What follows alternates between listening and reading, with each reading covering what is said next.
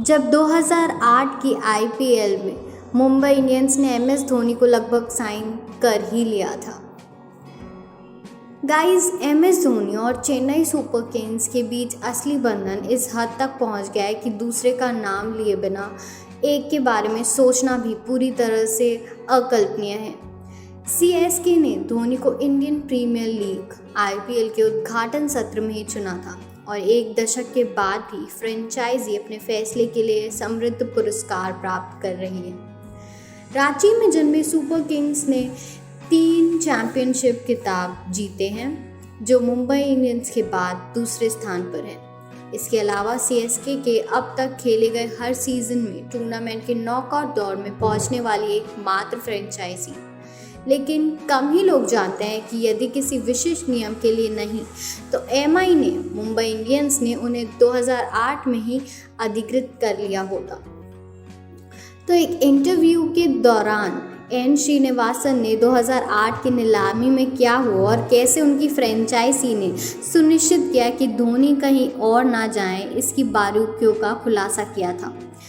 IPL 2008 से पहले नीलामी में एक नियम था जिसमें कहा गया था कि सचिन तेंदुलकर, सौरव गांगुली और अन्य जैसे बड़े नाम संबंधित घरेलू फ्रेंचाइजी के लिए ही खेलेंगे। इसलिए सचिन एमआई गए, गांगुली को कोलकाता नाइट राइडर्स द्वारा अधिकृत किया गया और वीरेंद्र सहवाग ने तत्कालीन दिल्ली डेयरडेविल्स के लिए अपना व्यापार किया। लेकिन धोनी की कोई घरेलू फ्रेंचाइजी नहीं थी, इसीलिए उन पर कोई प्रतिबंध नहीं था। तो एन श्रीनिवासन का कहना है कि यह अनगणित का सवाल है। उस समय मिस्टर बिंद्रा थे, पंजाब चाहता था कि युवराज उनके लिए खेले, दिल्ली चाहती थी वीरेंद्र सहवाग तब खेले, मुंबई सचिन तेंदुलकर के बिना एक टीम की कल्पना नहीं कर सकती थी।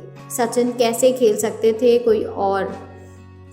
श्रीनिवासन ने ऐसा सब कहा, इसलिए उन सभी ने कहा कि वे आइकन चाहते हैं। उन्हें नीलामी में टीम के सबसे अधिक भुगतान वाले खिलाड़ी की तुलना में आइकन का 10% भुगतान करना था। इसलिए जब धोनी के लिए बोली लग रही थी तो मैं किसी भी कीमत पर एमएस धोनी को लेकर स्पष्ट था।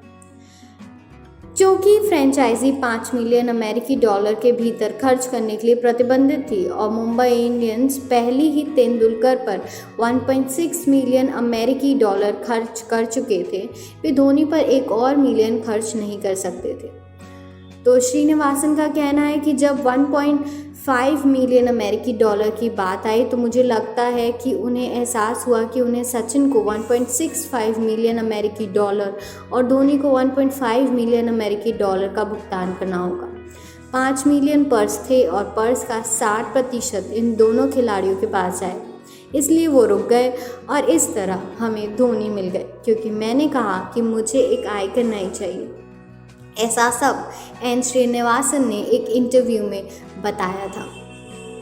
तो गाइज, आपका क्या ओपिनियन है? अगर एमएस धोनी मुंबई इंडियंस में होते तो आप सबका क्या ओपिनियन होता? आपको कैसा लगता? ये सारी बातें आप कमेंट्स पे लिखकर हमें ज़रूर बताइए।